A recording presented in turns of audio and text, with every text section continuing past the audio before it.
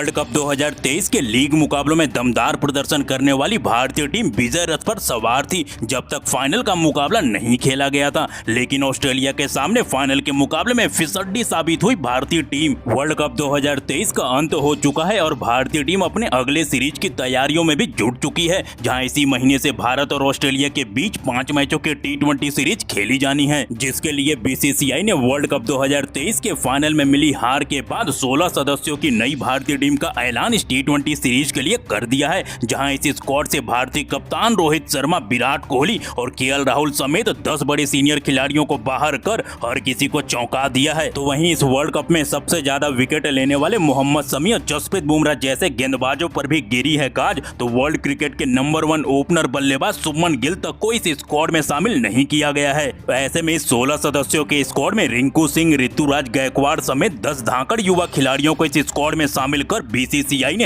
हर किसी को चौंका दिया है। तो वहीं हार्दिक पांड्या जो की चोट की वजह से वर्ल्ड कप के आखिरी मुकाबलों में खेलते नहीं दिखे थे, जहां T20I मुकाबलों में नियमित कप्तानी की जिम्मेदारी जहां हार्दिक पांड्या के ऊपर ही रहती है, लेकिन उनके ना होने की वजह से और T20 2024 के वर्ल्ड कप को देखते हुए BCCI ने नए कप्तान और नए उप कप्तान के साथ इस सीरीज में 16 सदस्यों की भारतीय टीम को उतारने वाले हैं। जहां इस स्क्वाड में कुछ सालों से बाहर चल रहे 2 खतरनाक खिलाड़ियों के वापसी से भारतीय टीम कहीं बेहतर नजर आ रही है। युवाओं से भरी भारतीय टीम जहां वर्ल्ड कप में मिली हार का बदला इस सीरीज को जीत कर लेना चाहेंगी, तो वहीं ऑस्ट्रेलिया की टीम वर्ल्ड कप जीतने के बाद अपने देश लौटने से पहले इस T20 सीरीज को भी अपने नाम करना चाहेगी। तो दोस्तों, इस नए वीडियो में हम आपको बताएंगे वर्ल्ड कप के खत्म होते ही भारत और ऑस्ट्रेलिया के बीच खेले जाने वाले इस 5 मैचों के T20I सीरीज का पहला मुकाबला कब, कहां और किस दिन खेला जाएगा। इसके अलावा इस रोमांचक T20I सीरीज की शुरुआत कब होगी। वहीं BCCI ने T20 सीरीज के लिए कौन से 16 खतरनाक खिलाड़ियों से भरी नई युवा टीम को चुना है। तो आज तक दोनों टीमों के बीच खेले गए इस T20I मुकाबलों में जीत और हार के क्या रहे हैं आंकड़े। तो वहीं इस सीरीज के पहले मुकाबले के लिए कैसी दिखाई दे सकती है टीम इंडिया की सबसे बेस्ट प्लेइंग 11। इसके अलावा इस सीरीज से जुड़े कई जरूरी बातें जिसे जानना आपके लिए इस सीरीज के शुरू होने से पहले जानना है बेहद जरूरी। लेकिन इससे पहले दोस्तों, आप हमारे चैनल पर नए हो तो भारतीय क्रिकेट से जुड़ी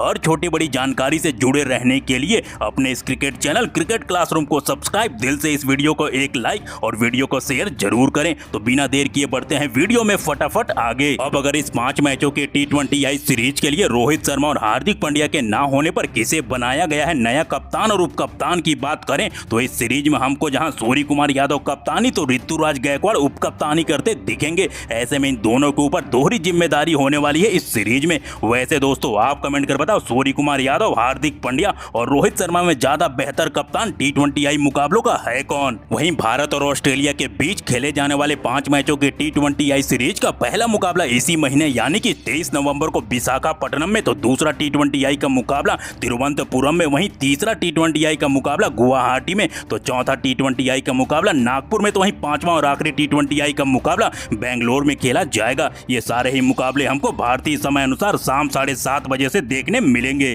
BCCI ने जिन 16 सदस्यों की युवाओं से भरी स्क्वाड का चयन इस T20I सीरीज के लिए किया है, इस खतरनाक और घातक स्क्वाड की बात करने से पहले आपको बताते हैं क्या है दोनों टीमों के एक दूसरे के सामने T20I मुकाबलों के आंकड़े। तो दोस्तों, दोनों टीमें T20I में 26 बार आमने सामने आ चुकी हैं, जिसमें 15 मुकाबलों में टीम इंडिया ने ऑस्ट्रेलिया को शिकस्त दिया है, तो वहीं ऑस्ट्रेलिया की टीम ने भारतीय टीम को 10 मुकाबलों में मात दिया है। यह आंकड़े जरूर टीम इंडिया को ऑस्ट्रेलिया के सामने बेहतर साबित करते हैं, लेकिन चैंपियन ऑस्ट्रेलिया को इस सीरीज में हराना इतना आसान भी होगा नहीं। इसी को देखते हुए BCCI ने 16 सदस्यों की नई युवाओं से लैस टीम इंडिया का चयन ऑस्ट्रेलिया को इस T20I सीरीज में घुटनों पर लाने के लिए किया है। तो इस स्क्वाड में सबसे पहले 4 नए सलामी बल्लेबाजों को मौका दिया गया है, जिनको हमने IPL में ताबड़तोड़ बल्लेबाजी करते हुए देखा है। तो इस स्क्वाड के पहले ओपनर बल्लेबाज के तौर पर दाएं हाथ के राहुल त्रिपाठी को दिया गया है मौका। T20I के स्पेशलिस्ट बल्लेबाज राहुल त्रिपाठी को हम T20I में ताबड़तोड़ बल्लेबाजी करने के लिए जानते हैं। हमने देखा है IPL में राहुल त्रिपाठी बतौर ओपनर बल्लेबाज भी खेलते हैं।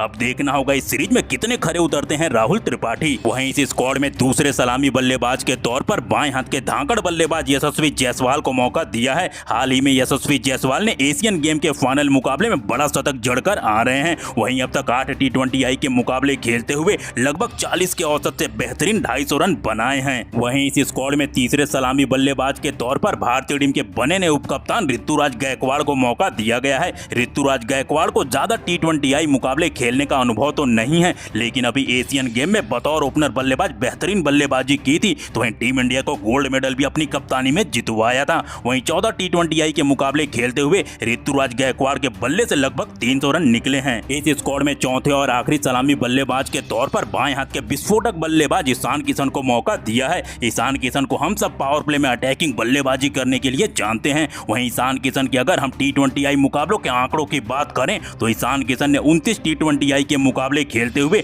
लगभग 700 रन बनाए हैं। वैसे दोस्तों आप कमेंट कर बताओ इस T20I सीरीज में यशस्वी जायसवाल, ऋतुराज गायकवाड़, राहुल त्रिपाठी और ईशान किशन में किन दो बल्लेबाजों को करनी चाहिए पारी की शुरुआत। वहीं 16 सदस्यों के स्क्वाड में 4 सबसे बेहतरीन मिडिल ऑर्डर के युवा बल्लेबाजों को रखा गया है। तो इस स्क्वाड में पहले मिडिल ऑर्डर बल्लेबाज के तौर पर T20I के धाकड़ बल्लेबाज सूर्य कुमार यादव को मौका मिला है नई जिम्मेदारी के साथ। जहां टीम इंडिया में हार्दिक पांड्या के ना होने की वजह से बतौर कप्तान सूर्या के ऊपर दोहरी जिम्मेदारी होगी इस T20I सीरीज में। वहीं T20I में अगर सूर्य कुमार यादव के आंकड़ों की बात करें तो सूर्या ने केवल 53 T20I के मुकाबले खेलते हुए 46 के बेहतरीन औसत से लगभग 1900 रन बनाए हैं, जो कि T20I के कमाल के आंकड़े माने जाएंगे। इस स्क्वाड में दूसरे मिडिल ऑर्डर बल्लेबाज के तौर पर बाएं हाथ के तिलक वर्मा को मौका दिया गया है। हाल ही में तिलक वर्मा का डेब्यू T20I में हुआ था, जहां पर वेस्टइंडीज के दौरे पर इनका बल्ला जमकर गरजा था और इस सीरीज में सबसे ज्यादा रन भी तिलक वर्मा के बल्ले से ही निकले थे। वहीं इस स्क्वाड में तीसरे मिडिल ऑर्डर बल्लेबाज के तौर पर फिनिशर बल्लेबाज रिंकू सिंह को मौका दिया गया है। रिंकू सिंह ने भले ही 5 T20I के मुकाबले खेले हों, लेकिन उसमें भी 75 के शानदार एवरेज से रन बनाए हैं।